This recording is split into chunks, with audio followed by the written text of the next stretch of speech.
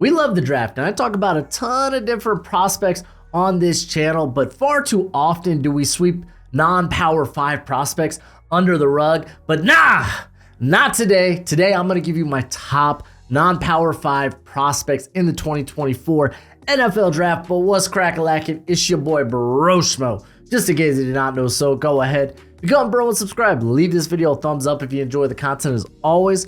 Let me know what you think in the comment section below. Who are some of your favorite non-Power 5 prospects? Let me know. Let me know. Maybe I'll go take a look at them. But let's go ahead, get this sucker started with Xavier freaking Mitchell. He is my top non-Power 5 prospect coming out of Toledo, coming in at 6 foot 196, having a stellar year where he's only allowed a completion rate of 43.9%. He has 9 pass breakups. Yeah, no interceptions this season, but he had 5 last year. Granted, 4 came in one game.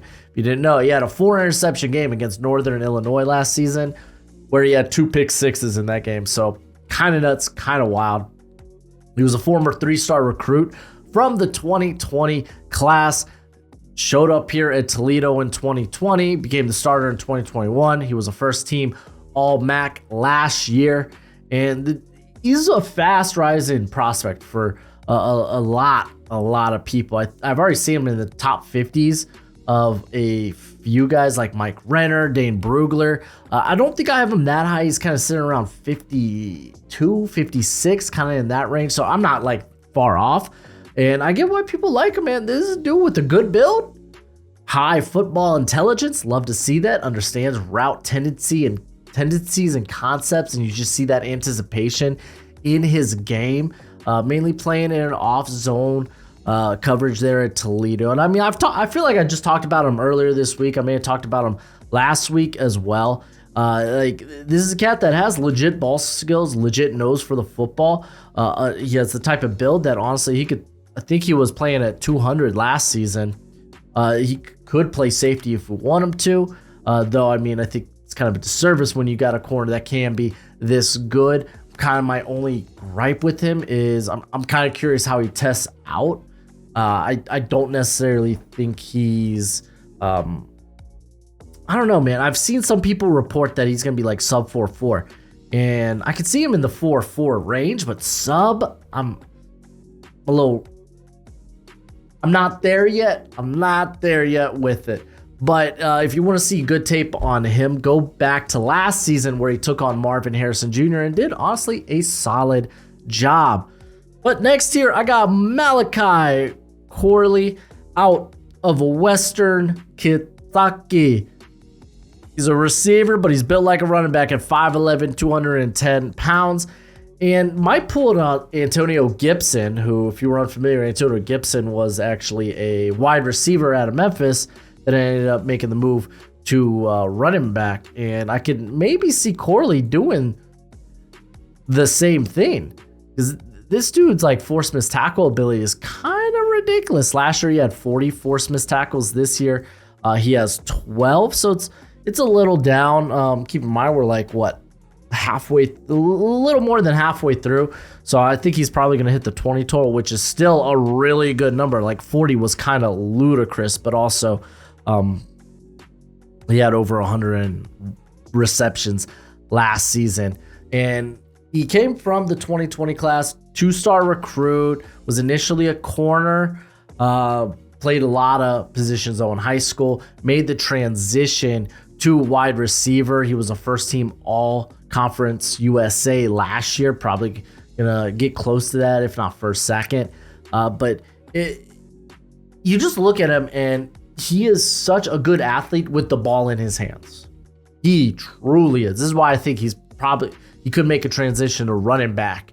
But for a large part, like this cat's a slot receiver through and through. If you don't see him making the move to running back, like he's going to be a slot receiver. Over 92% of his career snaps have come in the slot. Like, I don't see him winning on the outside consistently. Does run in a very it's a simplistic route tree there at Western Kentucky. So we're talking like screens, slants, and goes. And when it comes to his ball skills, like the contested catch numbers aren't great, 28.3 over the course of his career, though in the short area, like say in the short area, so off of like a screen or a slant, he's shown solid ball skills. It's just when he is contested at the catch point, I don't know if I see the most natural ball skills. But outside of that, with the ball in his hands, you love the contact balance, plays with a really good low center of gravity, good lower body power, like his movements are fluid, his ability just to kind of shimmy and shake, you love that. He's not afraid to lower the shoulder and just barrel into defenders. So all that's good. It's just I look at him and I'm like, okay, it's a little similar. I think he's like a better version of, if you remember, Parker Washington from last season, kind of built like a running back and mainly played in the slot there at Penn State. I just think he's a better version. Real quick, I want to give a shout out to today's sponsor, Underdog Fantasy. When you sign up using promo code Broshmo at Underdog Fantasy, they will match that first deposit up to $100 dues. So if you use promo code Broshmo at sign up and your first deposit is $25, they're going to give you $50 to play with. If it's $100, they're going to give you $200 to play with. It's the best place to play weekly fantasy. Or my favorite, higher, lower. For instance, my picks of the weekend here. I got Alvin Kamara lower than 91 rushing and receiving yards. Minnesota low-key have been pretty good against running backs this season. You got Jordan Love. I got him higher than 218 passing yards. Pittsburgh, they've been a little squishy in the secondary, and best believe I think Jordan Love they're going to have to throw the ball to win that game. I have Brock Purdy lower than 245 yards. That number just feels pretty high. Granted, Jacksonville's got a good defense there. Just, again, that number just feels really high. Even if Brock Purdy has a really good game, I think it's going to be more touchdown oriented, maybe him around 200, 220. I think the Tony Pollard breakout game is coming. Giants have one of the worst run defenses. It's only at 60 yards. Here it is. Tony Pollard breakout.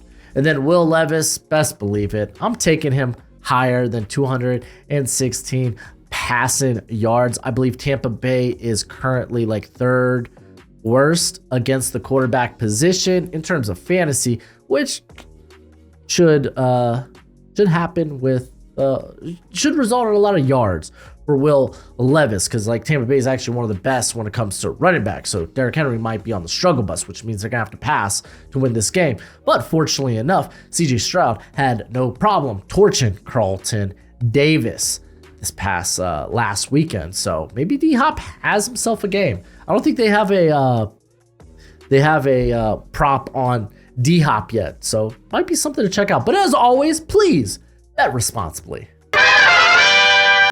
Let's keep this sucker rolling. Let's keep the gravy train a-going. I got Christian Haynes out of Connecticut. I got a third-round grade on him, someone who did make my top interior offensive lineman list. I got him as a guard in the NFL. He's played right guard basically his whole career. Thought he could have came out last year and been a day 2 pick. Decided to return, and guess what? He's been good as ever. Only allowed 6 pressures and a sack to Davin Van from NC State. Which, I mean, it's funny. You go to the year prior. I guess you go back to last year, 2022. He had troubles with that guy as well. But when it comes to Haynes, he is a 6-year player.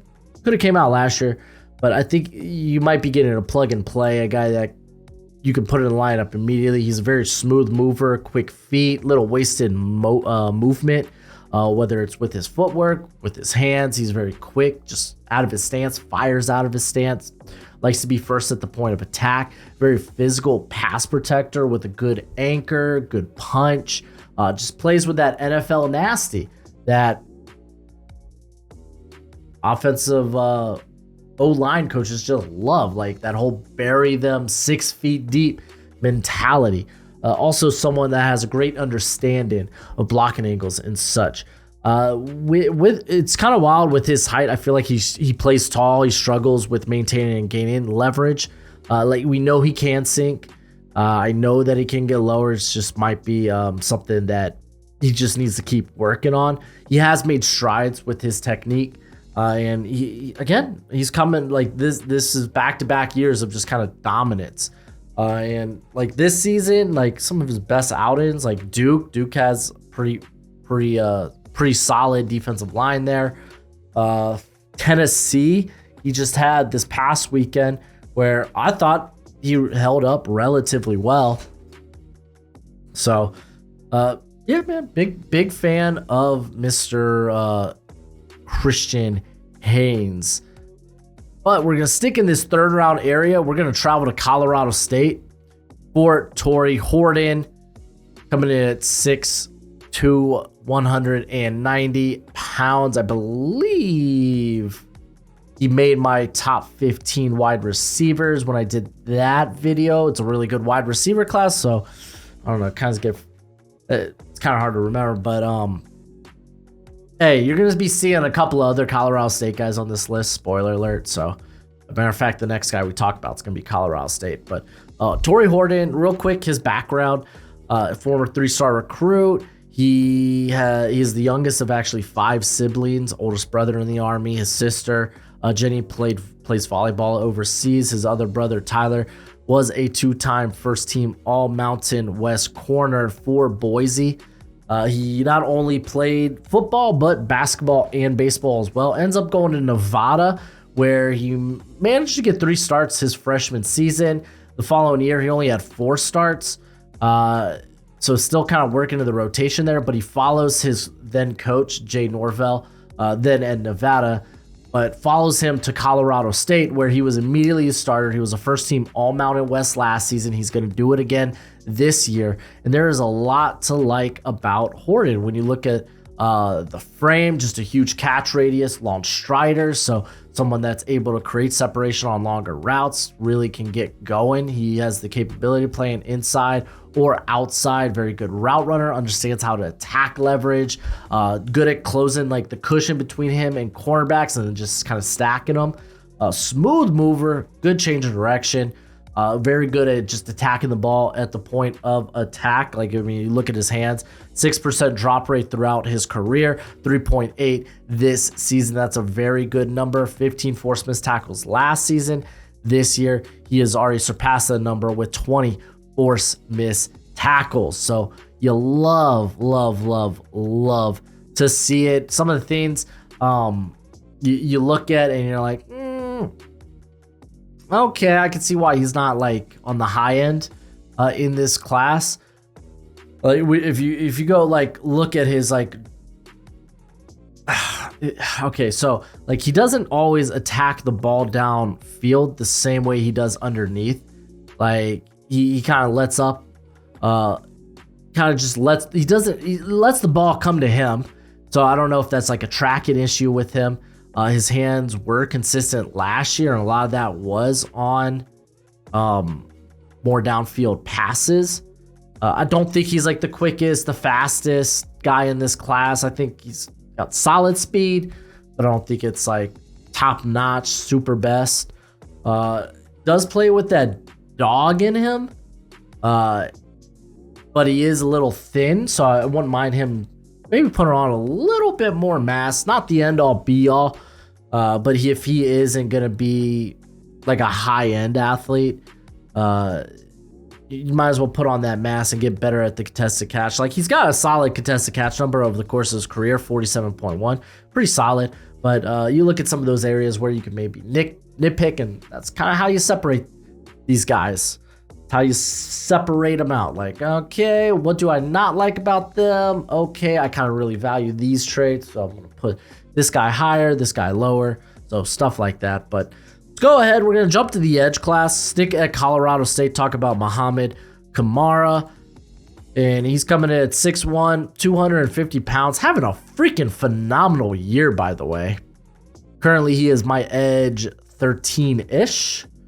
And coming in came to Colorado State as a 3-star recruit. Kind of wild. He has a much older brother, like who played at Temple. And I was like, oh cool, he's got an older brother that plays at or used to play at Temple. And I was like, Wait, back in 2007 to 2010? Holy moly, man. What is this guy, like 10 years older than Kamar? Might be. I didn't look that into it, but he was immediately, he kind of made his presence known. He started 4 of the 8 games he played in 2019. In 2020, they had that shortened season, but he started 3 of 4 games. They only played 4 that year. And then from there on, like he was a heavy rotation player in 2021. In 2022, it was basically started, I think, every game. That's where he became like a second team All-American. This year, the numbers are just even better. 42 pressures, 11 sacks. Love to see it. When you're looking at this guy, he's got decent length, good first step, does a good job of turning speed into power on his first step, that initial burst, and he's just stupid strong. Like legit, he looks like a bear taking on a puppy sometimes with just the violence and the viciousness and the urgency he plays with against the blocker. I love the power. I love the precision that he kind of attacks with. He's really aided by a good lower center of gravity. Doesn't necessarily have the most high-end quicks, but he's got a small hitbox. He's just kind of hard to contain. It's hard to get under his pads. It's hard to get just a good grip on him. Just dude plays with his hair on fire, and you just love that. And when looking at some of the things that I'm a little lower on him with, I'm kind of interested to see if what his length exactly will be, but his lack of size and bulk will limit his role early in the NFL.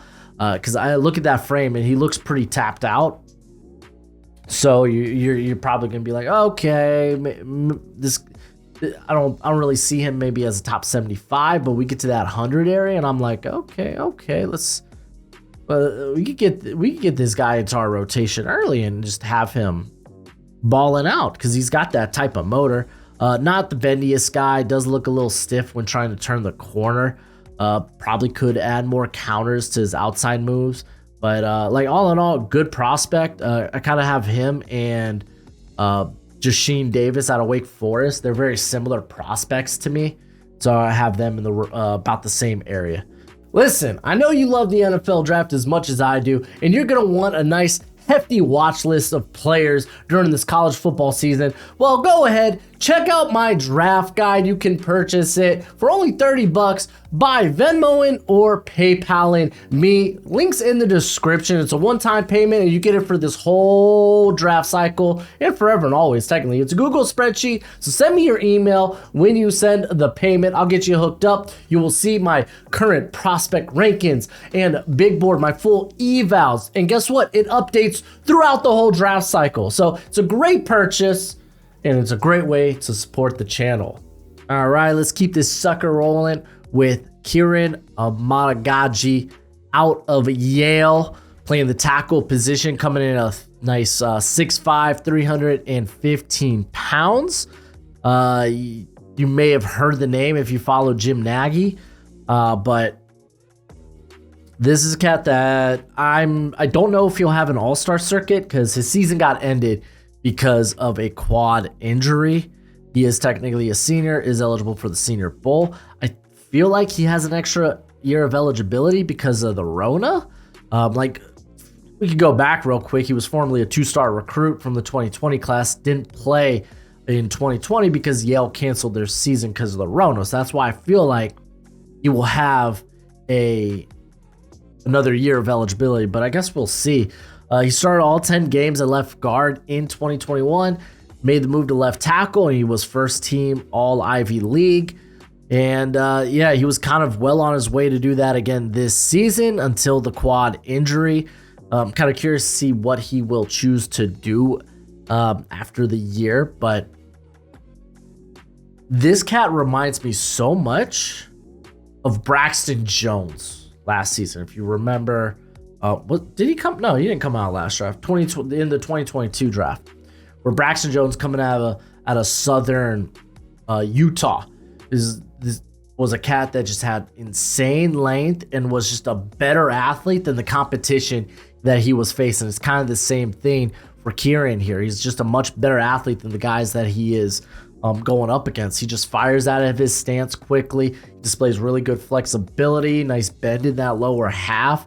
That way, he's not able to dip down when guys try to get leverage on him. Good length, like really good length, and a lot of upper body strength, man. He hits like a brick going through a car windshield. He really showcases that really well when it comes to the run game. The NFL is just going to love that when it comes to him. The foot quickness, whether it's pass protection or whether it's him going upfield to make a block, it's there. I don't know if he can play on the right side. He's only played left side his whole career, but showing that he's got that versatility to play guard. You kind of like to see that. You're never catching this guy waist bending. That core is just stupid strong. And if anything, I think he will suffer from, like, anytime you got these taller tackles, though 6'5" is actually a pretty solid size. It's like you get to 6'6", 6'7", 6'8", then it's like, yeah, you're gonna have to worry about these guys getting out leveraged. But I'm kind of curious if he's got the flexibility to consistently get low like that. I mean, he's shown it thus far, but it would really benefit having like a Shrine Bowl, Senior Bowl, seeing him going against better competition if that's something he can do consistently. Don't know if we'll get that because of the injury, so that's something to kind of like keep track of. Of course, you're not going to love the level of competition he played against. That's unfortunately no fault on him, and it sucks. He kind of he requires a Senior Bowl, a Shrine Bowl, kind of really elevate that stock. I think Mel Kiper had him in the top 100 at one point. So I don't know. Hopefully things get figured out. Hopefully the injury doesn't keep him out of the All-Star circuit, or he does have that extra year of eligibility so he can return. Regardless, a guy that a name that I've seen pop up quite a bit. All right, we're moving to the defense, talking about Jason Henderson at a ODU, playing linebacker. They're coming in at 6'1", 227. I think he did make my top 10 linebackers, or at least he made that video. So I'll kind of just run through him real quick. Having a banger year, by the way, over 100 some tackles on the season. He was a 3-star recruit from the 2021 class, played linebacker in high school. He placed 5th in the PIAA State Wrestling Championship, and that was at 195. So he has put on some weight since arriving here at ODU. He had 2 starts his freshman season, but it was enough to make Conference USA the all-freshman team. And then last season, he was the starter, made third team All-American. I wanted to say Big 12 for some reason. I have no idea why. But he made third team All-American, led the country in tackles. This is all in 2022. Broke ODU's and the Sun Belt's record for tackles in a season. And it kind of feels like he's on pace to, let's just say, rinse and repeat. At least he's going to come close. Like last season, he had over 160 some tackles combined. So really impressive number there. You love this dude as an athlete. Packs a lot of power in his frame.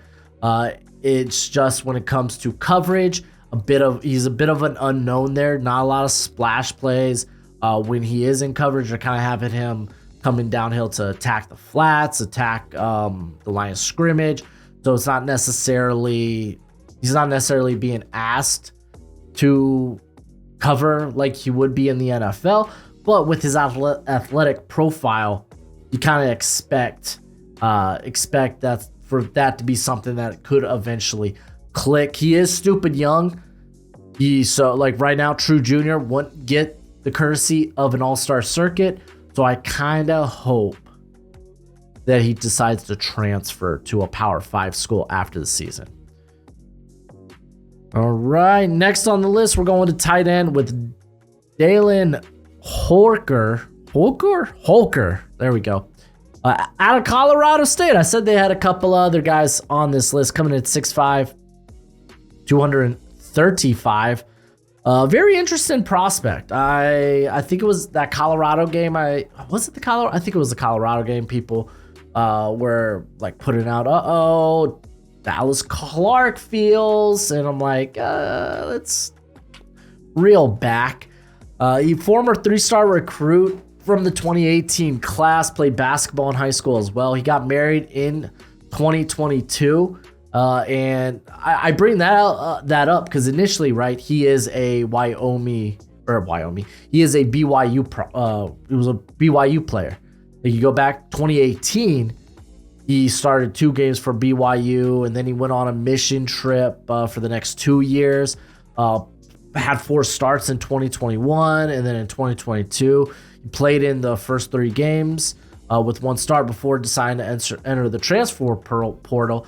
But really, he was following his wife, who ran track for BYU, to Colorado State, and it ends up actually working out well for him, because he's having a banger year, over 650 yards receiving, 6 touchdowns. Listen, this dude's a very good athlete for the position, while boasting some really good length there at 6'5", very soft hands, does a great job of catching away from his body and attacking the catch point.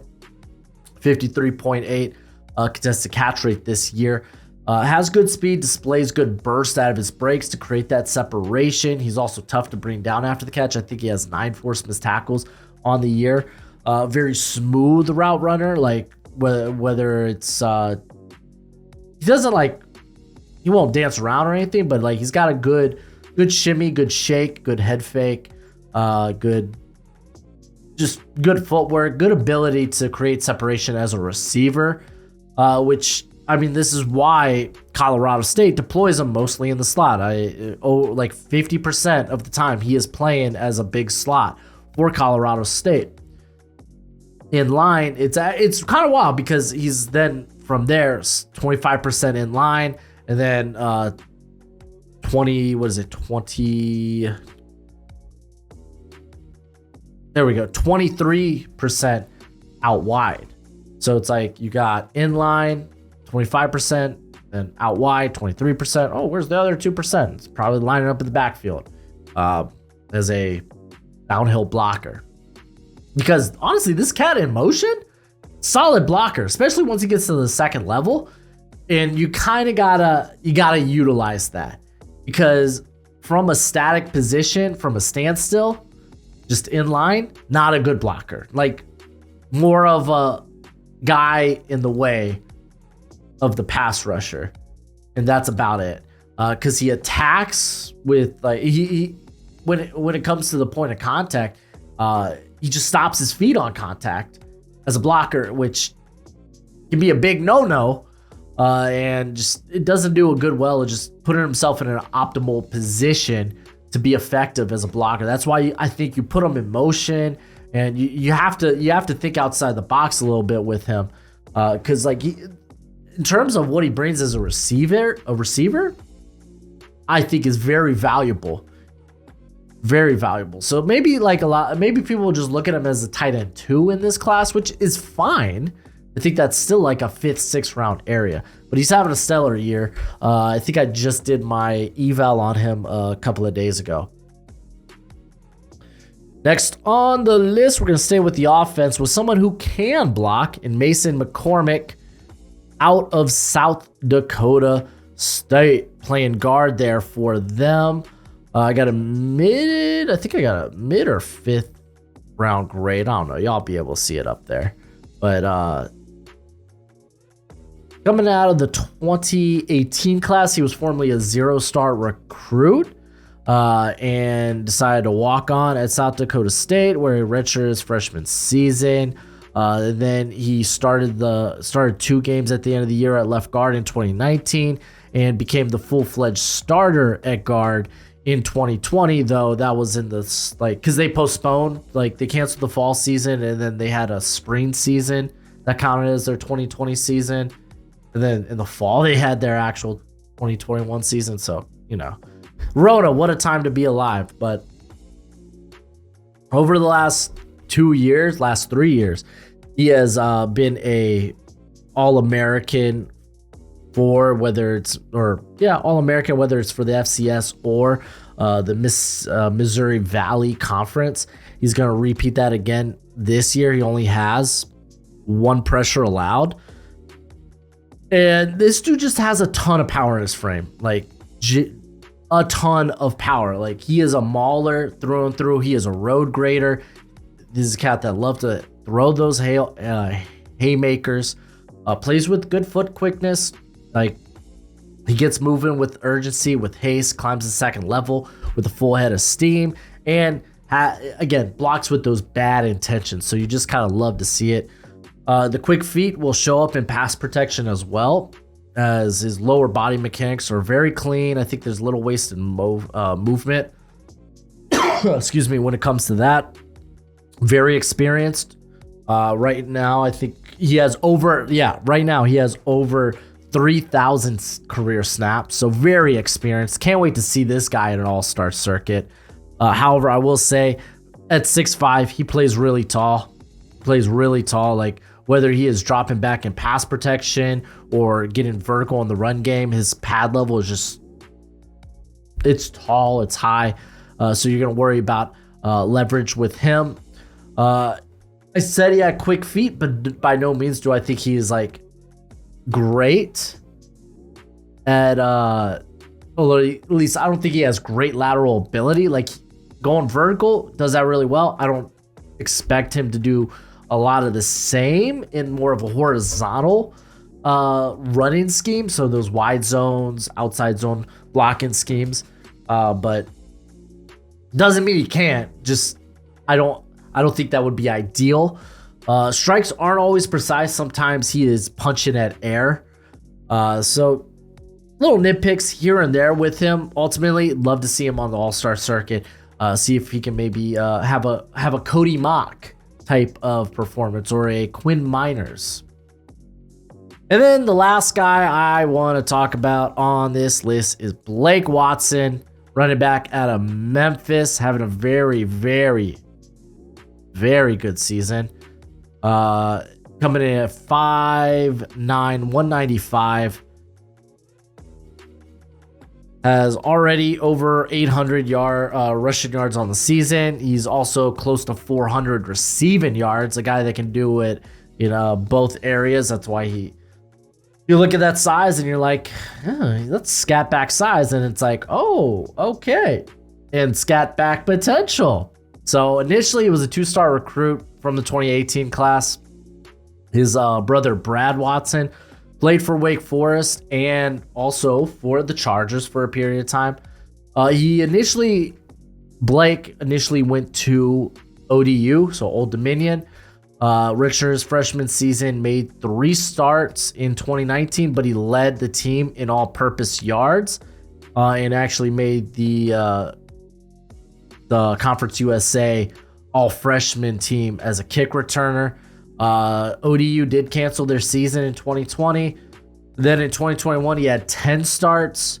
In 2022, he started 11 games, decided to transfer as a graduate, goes to Memphis, and he's just been very good for Memphis.